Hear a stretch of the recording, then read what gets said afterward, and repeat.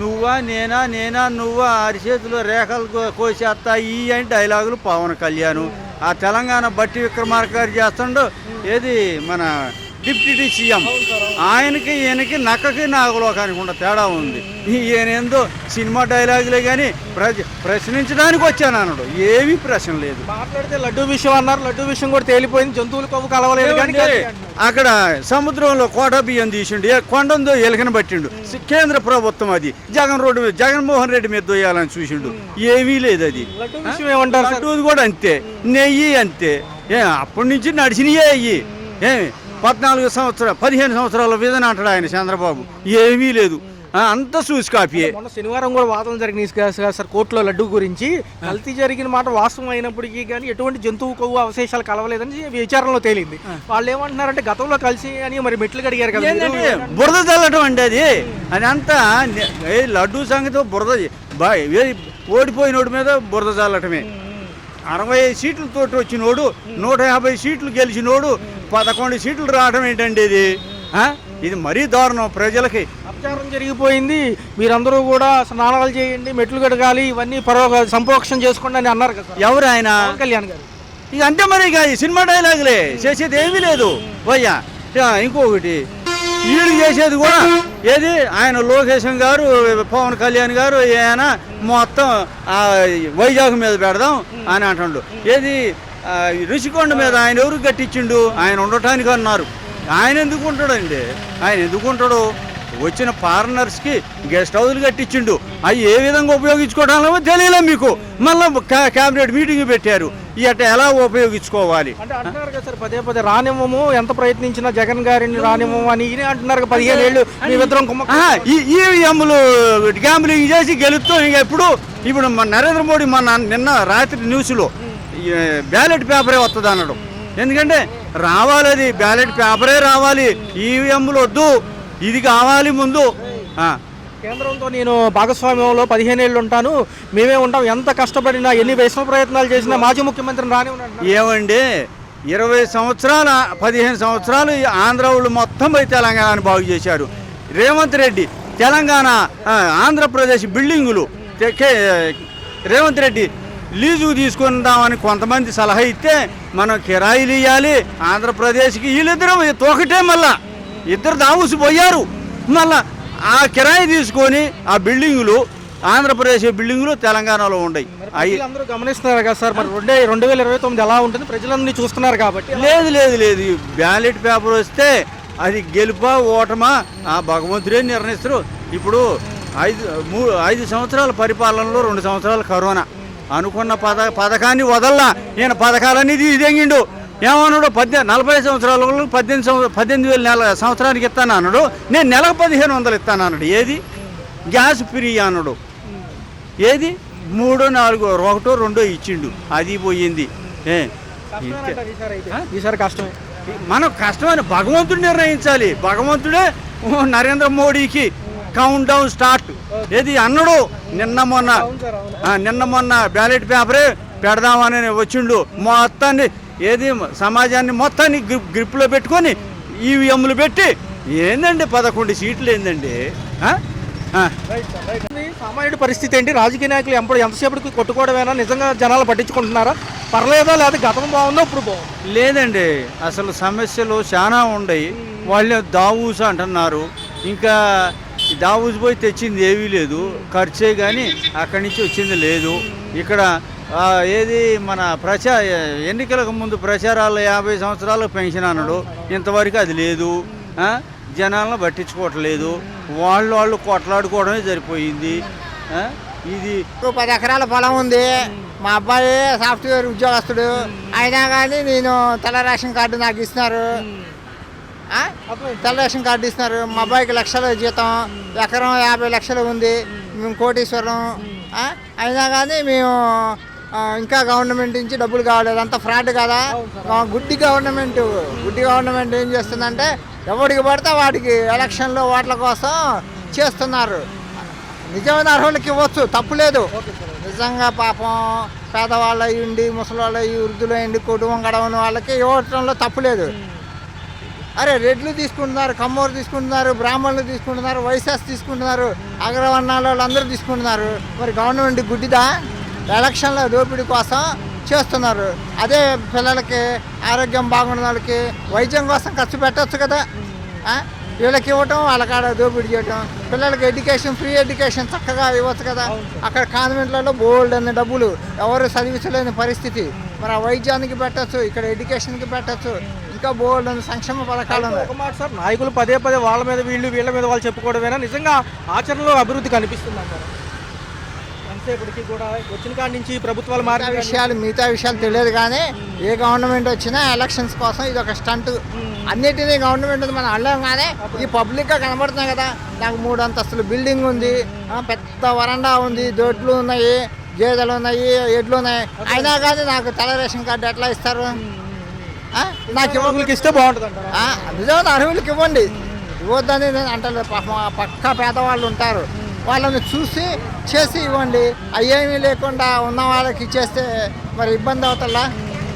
ఒక మాట, ఎక్కడ చూసుకున్నా కానీ నిన్న మొన్న 3 రోజులు కూడా లడ్డు వ్యవహారమే. ఎంతసేపటికి లడ్డు అంటున్నారు. మిగతా అంశాల మీద ఫోకస్ చేస్తే బాగుంటుంది. లడ్డు అంటే ఇప్పుడు నీ జేబులో 100 రూపాయలు కాజేస్తే నన్ను కొట్టి తీసుకొని జైల్లో వేస్తున్నారు. ఆ కేసు ఈ కేసు పెట్టి చిత్రహింసలు పెడుతున్నారు. మరి అంత పెద్ద నాయకులు వేల కోట్లు కాజేస్తున్నారు. ఏంది మరి మమ్మల్ని ఏమో తీసుకెళ్ళి జైల్లో పడేస్తున్నారు, శిక్ష వేస్తున్నారు. మరి వాళ్ళని అందరినీ మరి ఏంటి నాటకాలు? కాకపోతే ఆ గవర్నమెంట్ ఈ గవర్నమెంట్, వీడికి వాడి సపోర్టు, వాడికి వీడి సపోర్టు. మరి పేదవాడికి అన్యాయం జరిగితే ఏంటి ఇమీడియట్గా తీసుకెళ్ళి లాకప్లో పడేసి చిత్రహింసలు కొడుతున్నారు. మరి ఎవరికి అంత ఫ్రూగా మన రాజకీయ నాయకుల పేర్లు చెప్పకూడదు, అందరికీ తెలిసిన విషయమే. మరి వాళ్ళని ఎవరు ఏం చేయటం లేదు. ఈ లా మొత్తం ఫ్రాడ్. ఇప్పుడు నేను ఉన్నానండి, 10th క్లాస్ చదువుకున్నాను, నేను పాస్ అయ్యాను అనుకోండి. పాస్ అయితేనే ఇంటర్మీడియట్కి వెళ్ళేది. ఈ కోర్టులో న్యాయం అన్యాయం న్యాయం అని చెప్పినవాడు పై కోర్టుకి వెళ్తే అది న్యాయం అవుతుంది, ఆ పై కోర్టుకి వెళ్తే మళ్ళీ అది న్యాయం అవుతుంది. మరి అంత చేతకాని ఎదవాళ్ళకి లారీ పోస్టులు ఎందుకు ఇవ్వటం? అంటే తిరుపతి దేవస్థానం వ్యవసాయం కాబట్టి కొంచెం తెలియదు, అవి మనకి తెలియదండి. ఏదన్నా కానీ అదంతా కూడా ఫ్రాడ్. న్యాయ వ్యవస్థ అట్లాగే ఉంది, మిగతా వ్యవహారాలు అట్లాగే ఉన్నాయి. మనం ఎవరిని కూడా కరెక్ట్గా చెప్పడానికి లేదు. అంత పబ్లిక్గా మనకి అసెంబ్లీలో చెప్తారు, కానీ ఏది కూడా ఇంప్లిమెంట్ ఏం చేయరు. వాడెవడో అధ్యక్ష అంటాడు, వాడు చేతకాని ఎదవా, వాడు ఏం చేయించలేడు. అధ్యక్షుడు అనేవాడు వీళ్ళు చెప్పడమే కాదు, వాడు ఏం చేయించలేడు. ఊరికనే నేను చెప్పినట్టుగా ఊరికనే అట్లా చెప్తారు. ఏం చేస్తాడు అధ్యక్షుడు?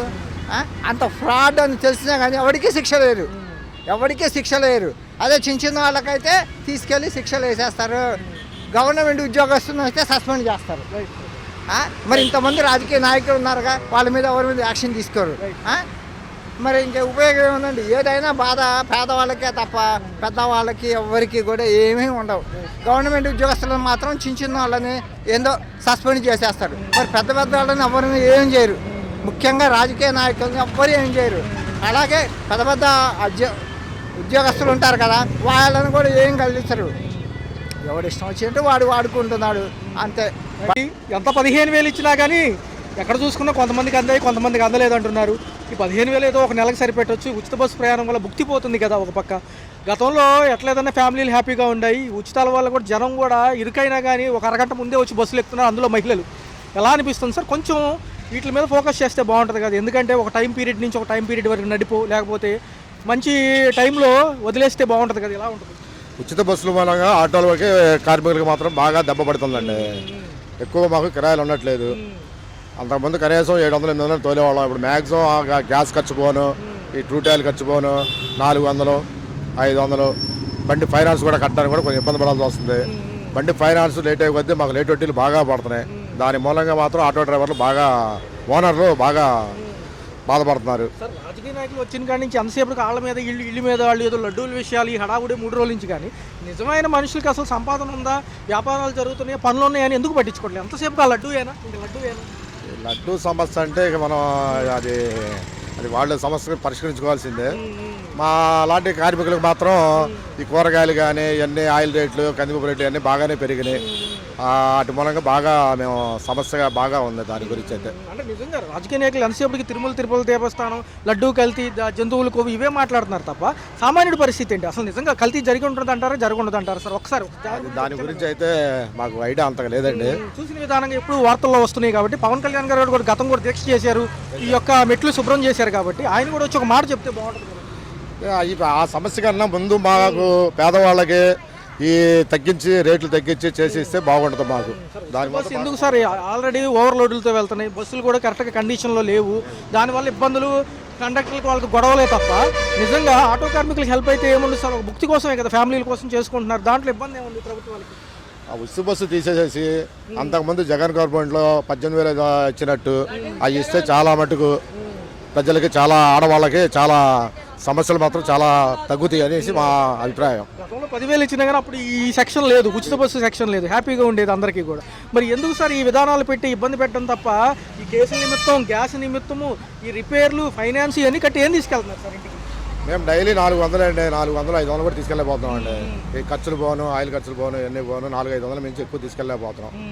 ఈ ఉచిత బస్సు మీద గవర్నమెంట్ ఆలోచించి తీసేస్తేనే ఆటో ఓనర్లకి, ఆటో డ్రైవర్లు కానీ చాలా మటుకు వాళ్ళు కొంచెం బాగా సేఫ్ అవుతారు. ఫైనాన్స్ కట్టుకుంటానికి కానీ, ఇంట్లో సమస్యలకు కానీ, పిల్లల ఫీజులకే కానీ, ఖర్చులే కానీ ఇవన్నీ బాగా భారం పడుతున్నాయండి అందరికీ. అది మాత్రం గవర్నమెంట్ ప్రస్తుతం ఉన్న గవర్నమెంట్ ఆలోచించాలి.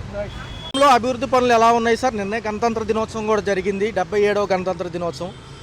రాజకీయ నాయకులు ఎంతవరకు వాళ్ళ మీద వీళ్ళ మీద వాళ్ళు చెప్పుకోవడమైనా ప్రజలకు ఉపయోగపడే పనులు కూడా చేస్తున్నారా? సంక్షేమాలు, అభివృద్ధి ఎలా అనిపిస్తుంది మన రాష్ట్రం? అభివృద్ధి అయితే బాగుందండి. తర్వాత పోలవరం, రాజధాని మోటు 2 అయితే కూటమి ప్రభుత్వం, మళ్ళీ అదే ప్రభుత్వం వస్తుంది. అది నచ్చిన అంశాలు ఏమున్నాయి సార్? బాగా ఫాస్ట్గా వెళ్తున్నాయి, ఏమేమి వెళ్తున్నాయి? కొంచెం స్లోగా అనిపించినవి ఏమైనా ఉన్నాయా రాష్ట్రంలో అంశాలు? అభివృద్ధిలో కానివ్వండి, ఇటుపక్క సంక్షేమంలో కానివ్వండి, ఏదన్నా స్లో అనిపిస్తుందా, ఫాస్ట్ అనిపిస్తుందా? పర్వాలేదు, వైసీపీ కంటే ఇది బెటర్గానే ఉంది. సార్ నిన్నటికి నిన్న చూసుకున్నా కానీ నిన్నంతా కూడా రసాభాస్గా లడ్డూ వ్యవహారమే జరిగింది. ఏమంటారు? సుప్రీంకోర్టులో కూడా వాదనలు వినిపించారు, మరోసారి సిట్ అధికారులను లోతైన విచారణకి ఆదేశించింది. సిబిఐ కూడా ఛార్జ్ షీట్లకు సంబంధించి ఇటు సిట్కి కానివ్వండి, సిబిఐ కానివ్వండి, గందరగోళం వచ్చిన ఒక కొలిక్ అయితే వచ్చింది కేసు. ఎలా అనిపిస్తుంది? జంతువుల కొవ్వు కలవలేదు కానీ కల్తీ అయితే జరిగిన మాట వాస్తవమే అంటున్నారు కదా. అది దాని మీద మటుకు గట్టిగా కేంద్రీకరించాలండి ఈ గవర్నమెంట్, ప్రస్తుత గవర్నమెంట్. గత గవర్నమెంట్లో మటుకు ఆ విషయంలో చాలా అన్యాయం చేశారు. అన్యాయం చేశారు, అది దేవుడి ప్రసాదాలను మటుకు కలుషితం చేశారు, అది మటుకు వాస్తవమే. దాని మీద చర్య తీసుకోవాలని మా అభిప్రాయం ఉంది. మాజీ ముఖ్య నాయకులేమో గతంలో మెట్లు కడిగారు కదా పవన్ కళ్యాణ్ గారు, ఇవన్నీ హడావుడి చేశారు. ఇప్పుడేమో చేప నూనె జంతువుల కవులు కలవలేదు కదా, ఇప్పుడు మీరే వేసుకున్న విచారణ మీకే నెగిటివ్గా వచ్చింది, ఇప్పుడు ఏం చేస్తారని వీళ్ళు ప్రశ్నిస్తున్నారు. ఎలా అయితే కల్తీ జరిగిన మాట వాస్తవమే. వాస్తవమే. ఈ ప్రభుత్వం ఏంటంటే దాన్ని గత ప్రభుత్వం ఈ ప్రభుత్వాన్ని నిందించి ఆ మాఫీలు చేసుకుందాము, వాళ్ళు చేసిన తప్పులు అని కుట్ర, అంతకుమించి ఏం లేదు. తప్పులను కలిసి నేలకు మీద వాత పెడతాను చంద్రబాబు. అంతేనండి, అంతే. వాళ్ళు చేసిన మటుకు వాస్తవం. ఏంటి కల్తీ కలవటం అనేది వాస్తవం. అది కాబట్టి కోర్టులు చర్య తీసుకోవాలని మా కోరిక అనమాట. ఎలా ఉంది సార్ ఇక రాష్ట్రంకు సంబంధించి? రేపు బడ్జెట్ సమావేశాల్లో అమరావతికి చట్టబద్ధత గురించి ఎంపీలు మాట్లాడమని దిశానిర్దేశం చేశారు నిన్న మీటింగ్లో. ఎలా అనిపిస్తుంది సార్ చట్టబద్ధత గురించి? చట్టబద్ధత చేయాలండి, ఖచ్చితంగా చేయాలి. ఎందుకంటే గత ప్రభుత్వం నిర్వీర్యం చేసింది దీన్ని, రైతులను కూడా అన్యాయం చేసింది. కాబట్టి మళ్ళా ఏ ప్రభుత్వం వచ్చినా కూడా ఇది రాజధాని ఇక్కడ ఫిక్స్ చేయాలి కాబట్టి చట్టపరంగా చేయాలని మా అభిప్రాయం. నమస్కారం సార్. చూస్తే రాజకీయ నాయకులు ఎంతసేపటికి పదవులు వచ్చిన తర్వాత వాళ్ళ మీద వీళ్ళ మీద వాళ్ళు చెప్పుకుంటూ ఉంటారు. దాంతోపాటు సంక్షేమ పథకాలు, రాష్ట్రంలో అభివృద్ధికి సంబంధించి అనేక అంశాలు ఎలా అనిపిస్తున్నాయి? నిజంగా పాత ప్రభుత్వాల వల్ల వీళ్ళు కొంచెం నెమ్మదిగా వెళ్ళారని వీళ్ళు, లేదు మేమే చేసామని వాళ్ళు. అసలు నిజంగా ఎలా ఉంది రియాలిటీ? బాగానే ఉంది, ఏం ఇబ్బంది ఏమీ లేదు. గతంతో నేను పోల్చను కానీ పరిపాలన బాగానే ఉంది. ఎలా అనిపిస్తుంది సార్? రాబోయే ఒక 5-10 ఏళ్ళు కనుక సమయం ఇవ్వగలిగితే అన్నీ అవుతాయి అనేది ప్రభుత్వాల వాదన. అందులో పవన్ కళ్యాణ్ గారు కూడా ఉప ముఖ్యమంత్రి పదే అంటూ ఉంటారు. మరి అంత సమయం ఓపిక ప్రజలకు ఉంటుందంటారా, ఉండాలంటారా? అయింది, మార్పు మొదలైంది. రేపు ఈ రాజధాని చట్టబద్ధత కూడా వస్తే కొంత స్థిరత్వం అనేది ఉంటుంది. అప్పుడు కన్ఫ్యూజన్ అనేది పోతుంది, జనాల్లో కొద్ది కన్ఫ్యూజన్ ఉంది. ఆ కన్ఫ్యూజన్ అనేది పోయి ఒక స్థిరత్వం అనేది వస్తుంది, డెవలప్మెంట్ అనేది జరుగుతుంది. ఆ దిశగా గవర్నమెంట్ బాగానే వెళ్తోంది. సార్ మొన్న 3 రోజుల నుంచి లడ్డు వ్యవహారమే హడావుడి. ఎట్టకేలకి ఒక కొలిక్కొచ్చింది వ్యవహారం. అయితే సిబిఐ కానివ్వండి, సిట్ కానివ్వండి, ఇంకా లోతైన విచారణ కోసం వెళ్తాము. జంతువులు కొవ్వు చేపల నూనెలు కలవలేదు, కానీ కల్తీ అయితే జరిగిన మాట వాస్తవం అంటున్నారు. ఎలా అనిపిస్తుంది ఆ విషయం? ఎలా అనిపిస్తుంది? కల్తీ జరిగిన మాట వాస్తవం, అది బయటికి తీశారు, మంచిదే. ఇవ ముందు ముందు జరగకుండా ఉంటుంది కదా. ఇప్పుడు ఒకసారి జరిగిన తప్పుని బయట పెడితే ముందు ముందు జరగకుండా ఉంటుంది కదా. పాపం మాజీ ప్రభుత్వ నాయకులేమో పవన్ కళ్యాణ్ గారి పైన పడుతున్నారు. మెట్లు కడిగారు, అవి చేశారు, అప్పుడు అపచారం జరిగిందన్నారు. ఇప్పుడు ఏమి కలవలేదు అంటున్నారు కదా. ఇప్పుడు ఏం చేస్తారని వాళ్ళు క్వశ్చన్ చేస్తున్నారు. సార్ ఇది సంబంధించి ఇప్పుడు రాజకీయ నాయకులు అంటే ఎవరి స్టైల్ వాళ్ళది. ఒకళ్ళ స్టైల్ని ఒకళ్ళు విమర్శించుకోవటం, వ్యక్తిగత దోషంలోకి పోవటం అనేది అనవసరం. వీళ్ళు ఎన్నుకున్నప్పుడు ప్రజలకు ఏం చేస్తున్నారు అనేది చూడాలి. ఏ గవర్నమెంట్లోనైనా ఒక అడ్వాంటేజ్, డిసడ్వాంటేజ్ ఉంటుంది. అడ్వాంటేజెస్ ఎక్కువ అంటే ప్రజలు ఎక్కువ మేలు ఎవరికి చేస్తారో వాళ్ళకే ఓటేస్తారు. ఓకేనా? గతంతో పోలిస్తే ఇప్పుడు కొద్దిగా ఎక్కువ మేలు జరుగుతుందని ఓట్లు వేసారు. ఆ దిశగా వెళ్తున్నారు. ఒక 2 ఏళ్ళు గడిచింది, బాగానే ముందుకు పోయారు. అది ఇప్పుడు ఒకళ్ళ మీద విమర్శలు చేయటం కన్నా మనకున్న పీరియడ్లో మనం ఏం చేస్తున్నాం అనేది చూసుకోవాలి. అట్లనే గతంలో పాలించిన వాళ్ళు కూడా వాళ్ళ తప్పులు ఏంటో వాళ్ళు చూసుకోవాలి. వాళ్ళ తప్పులు సరిదిద్దుకోకుండా వ్యక్తిగత దూషణలకు దిగి, లేకపోతే కోర్టులకు పోయి నిరసన ప్రదర్శనలు చేసి ఇవన్నీ అనవసరం. 5 ఏళ్ళకు ఒకసారి ఎలక్షన్ వస్తుంది, అప్పుడు జనం చూపిస్తారు. ఎవ్వరు ప్రచారాలు నమ్మరు. ఇప్పుడున్న జనము మీకు కావాలనుకుంటే 2024లో వచ్చిన ఎన్నికల రిజల్టే చూడండి. ఎవరి ప్రచారాలు ఎవ్వరు నమ్మలేదు. జనాలు ఏం చేయాలనుకున్నారో అది చేశారు. రేపొద్దున వీళ్ళ పాలన కూడా చూస్తారు, ఏం చేయాలో అది చేస్తారు. 2029 ఫైనల్గా ఎలా ఉండబోతుంది సార్? ఇంకొంచెం సమయం ఉన్నప్పటికీ 3 ఏళ్ళ సమయం వ్యవధి ఉంది, కాలం ఉంది. గట్టిగా ఉంటుందా? యంగ్ లీడర్స్ ఫామ్లోకి వస్తారా? ఇలా ఎందుకంటే ఇటుపక్క పవన్ కళ్యాణ్ గారు, ఇటుపక్క లోకేష్ గారు, మళ్ళీ జగన్ గారు, వీళ్ళందరూ ఉన్నారు. చంద్రబాబు నాయుడు గారు సీనియర్ కాబట్టి వయసు రీత్యా ఏదన్నా కొంచెం రెస్ట్ తీసుకునే సమయం కాబట్టి ఎలా ఉంటుంది? చంద్రబాబు నాయుడు గారికి వయసు అయిపోయింది అనుకోవటం పిచ్చితనం. ఎందుకంటే అసలు మామూలుగా సీనియర్ సిటిజన్ అనేది ఎప్పటి నుంచి వస్తుంది? 60 ఏళ్ళ నుంచి వస్తుంది. ఎవరైనా సిక్ అయ్యే వాళ్ళు ఉంటే 70 ఏళ్లలోపు సిక్ అయిపోతారు. ఆయన ఫుల్ యాక్టివ్ ఉన్నాడు. ఆయన కాకపోతే పార్టీ నిర్మాణం ఉంది, ఇంకొకళ్ళు ఉంటారు. ఆ పార్టీలో నాయకులకు ఏం తక్కువ లేదు. ఆయన ఒక పార్టీ గురించి కాదు, కానీ ఇప్పుడైతే 2 ఏళ్ళు బాగానే చేసుకుంటూ వచ్చారు. ఇక మిగతా 3 ఏళ్ళు డెవలప్మెంట్ గట్టిగానే ఉంటుంది, ఉండకుండా ఉండదు. ఇదే కూటమి ఇట్లనే కంటిన్యూ అయితే మళ్ళీ సెకండ్ టర్ము ఏపీలో చరిత్రే. అంటే 1 by 1 ఎప్పుడు రాలేదు. అంటే ఒక 5 ఏళ్ల తర్వాత వెంటనే 5 ఏళ్ళు ఇంకో ప్రభుత్వం, అదే ప్రభుత్వం రాలేదనుకుంటా నాకు తెలిసి. ఇప్పుడు ఖచ్చితంగా అది రిపీట్ అవుతుంది. కొంత అసంతృప్తికి గురైన వాళ్ళు ఉంటే ఉండొచ్చు, కానీ మెజారిటీ పీపుల్ మాత్రం గవర్నమెంట్ ఇస్తారు, డౌట్ లేదు. రాష్ట్రంలో 2 ఏళ్ళు పరిపాలన గతంలో చూశారు, ఇప్పుడు చూస్తున్నారు. అప్పుడు 9 అయితే ఇప్పుడు 6 పథకాలు నిజంగా ఇంటి దాకా వస్తున్నాయి, ఇబ్బంది లేకుండా. ఏదైనా అవసరం ఉండి సచివాలయాలకైనా రెస్పాన్స్ ఎలా ఉంటుంది? ఒక్క మాటలో చెప్పాలంటే అన్న, చాలా కరెక్ట్గానే ఉంది ఇప్పుడు ఉన్న పరిస్థితిని పెట్టి.